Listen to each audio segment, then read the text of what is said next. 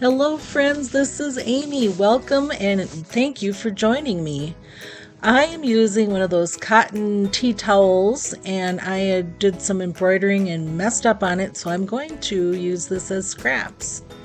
And it's been kind of balled up, so I'm going to iron that out. And we're going to do a little stamping on this. And I was fortunate enough to be in a little store that had these IOD stamps, and I got two different ones. I'm so excited, and I'm going to be using all of the stamps that are in this video are from that Queen Bee set. Now on the bottom I have like a little foam mat, and that's just, I'm hoping that it'll stamp a little better. Sometimes it's nice to have a cushion.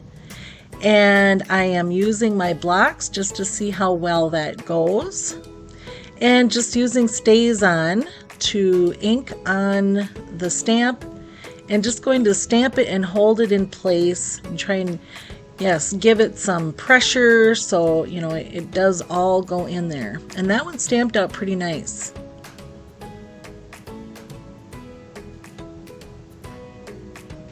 Stamp number 2, doing the same technique. Apply that ink, and it's best to just flip it over and apply it like that rather than try and stamp it on the pad. You certainly can, but I think you've got a little better control if you just flip everything over and put it on like that. If you don't have a block like I do, you could certainly, just try it with your hands or whatever you have that it might stick to.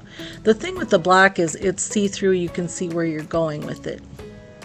But you know what, use what you have, and over time, if you feel like you want to build on your supply of tools, this is a tool, and I do use it now and then. I do have a few different sizes of blocks because I love stamping. And here it just didn't stamp right in the middle, so then I am just going to put it right down and try and line it up and press that down so I can get more of that image. And it actually worked pretty good. That's what's so nice about clear stamps, is you can see right through them. So then I'm just going to do this again and just pop it on there just to show you it is an option if you want to do it this way. Try not to wiggle things, keep them in, straight on, and apply pressure, and just take your time in it, and it usually turns out great. Now I have this pink felt, and I'm going to be putting that on the inside, and you'll see, why I did that. I'm just adding some color, and I'm just going to make a heart, and I want it symmetrical, so I'm just going to fold that in half and do your typical shape that you would if you're going to cut out a heart.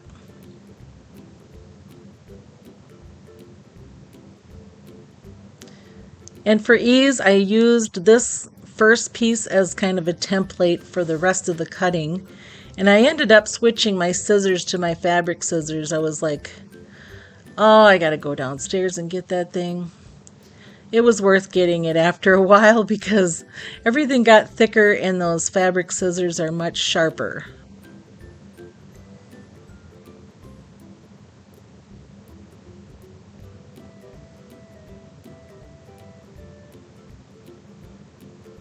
Now this is where I debated, do I want to put a handle on this? I could make it a little door hanger, but I decided not to.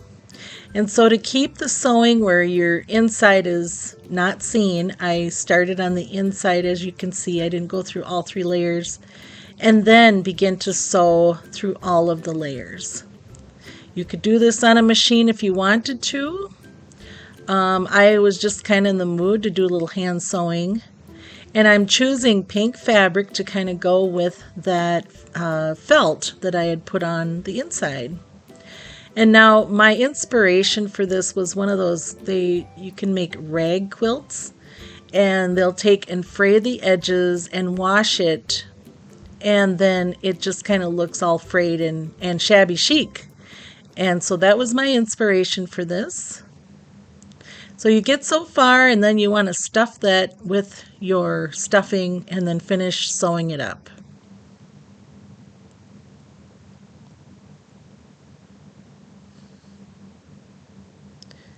So wouldn't it be cute if you made, more of these? You could make them in different sizes and even different shapes. I saw a really cute one where they did squares and made them as they called them a bowl filler. And then just kind of roughed that up, and I thought, I like this, but I want to see what it's like washed. So I washed and dried this, and this is how it turned out. It's not dried yet. No, it's washed and dried. You can see the edges. It kind of took away all of that, there isn't much left of the white, but it still looks super cute with that felt in there. I love how it turned out. And of course you want to go two-sided because, it could be flipped over. Isn't that cute? DIY number 2. Now, I was just showing, I found this at a thrift store in a local town, and it was 50 cents, and I knew that, this is going to be changed, but sometimes you can find those little gems. Here is some antique wax, and we're just going to go over that, and just, because this didn't need to be painted, I just kind of went with it. And it was a little dark, so I decided to put a little white on it. It's kind of how the process goes. You're like, let's go a little bit of this and a little bit of that, just to make it so how you like it.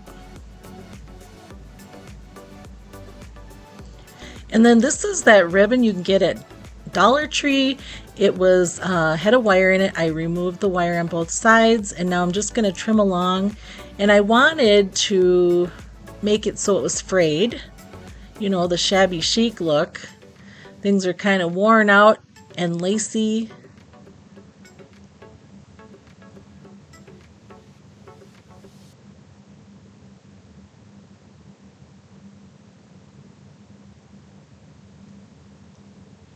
Then just tie the bow and cut your ends however you'd like them.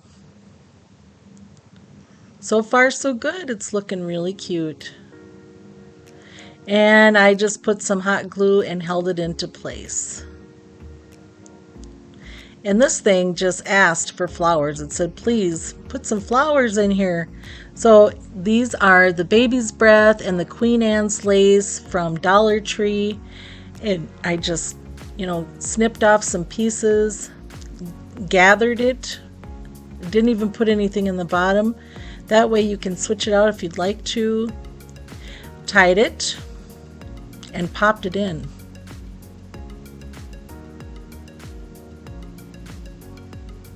And it turned out so cute. I love it. Super cute. Kind of a fun little decor for your wall.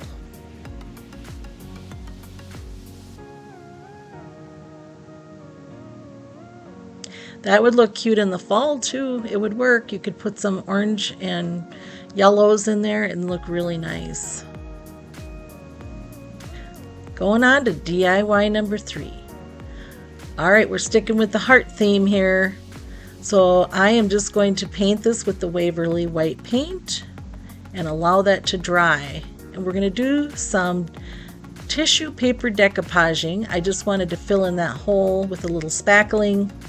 Now this is a tissue or a napkin I got from one of my subscribers. And I just wanted to point out it came with a recipe on the side of that. I've never seen that before. And so I just trimmed that all off and brought it down to one layer. And this is the first piece. I end up using the second piece too. And I just decided I'm going to rip along the edges. And it does seem to blend a little better. I'm not sure, but this is the technique I like to use. And just take your time and rip it along. And you can see the background of this napkin is kind of like a checked pattern. And so I had a little bit of a dilemma on my hands when I finish this and you'll see how we fix this. So put on a nice layer of Mod Podge, and while it's still wet, you're going to take your one layer of napkin and lay that down. And where there isn't any Mod Podge, you can add that in, pull it up, and just pat it right back down. Now see, I had these two parts up on the top of the heart, so I decided to just go with it and see what I could do. And so basically I just tried to match that checked pattern. And you know, with this kind of thing, it doesn't have to be perfect. Just kind of added pieces here and there to where you think it looks nice. And then trim along and let this, or actually I put Mod Podge on it and then let it dry once I had all the pieces on there.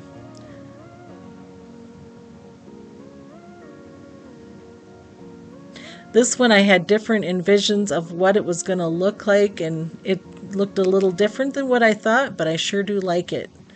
Now before you do this part, you'll want to make sure everything's dry. And I did have a viewer that told me about going up and down rather than back and forth so I don't rip the paper, and that does work really nice. I had this wooden piece that says family, and I'm using the Waverly Maze color, which is so pretty. It just seemed to match the color of those flowers perfectly. And then to get the pink to match, I just used a piece of the flower that was on the other napkin. And then dry brush truffle over everything.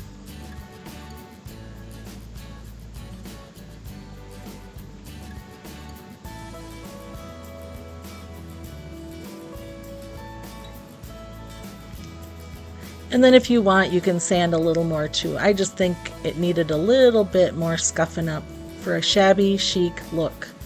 And here it is. It turned out so pretty. And you know, think about it, if I would even go over the entire thing with some, like a white dry brush, I think that would really tone it down too. It's whatever you like to do. DIY number 4. Now this one's a quick and easy one using my Dixie Belle drop cloth color. I love this color, and I have these little blocks, I believe they're 1 inch, and I'm just going to paint them all on all sides and allow it to dry. We're just going to do a little stamping here. I wanted to do these beads in truffle, and so I painted those up and allow them to dry. And I use that brush to dry brush on the blocks.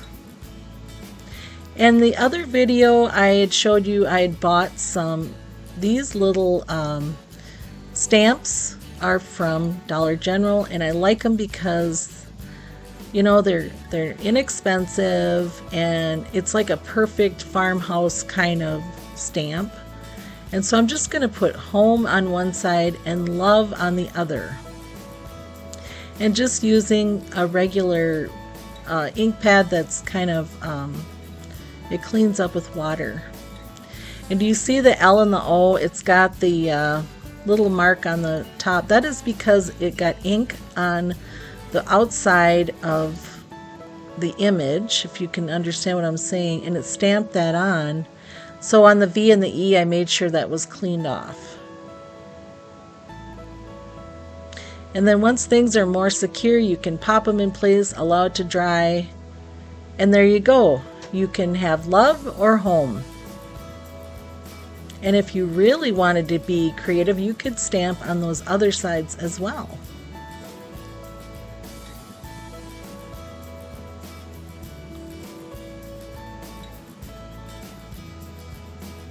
Well, I have a surprise. I'm giving away all of these items.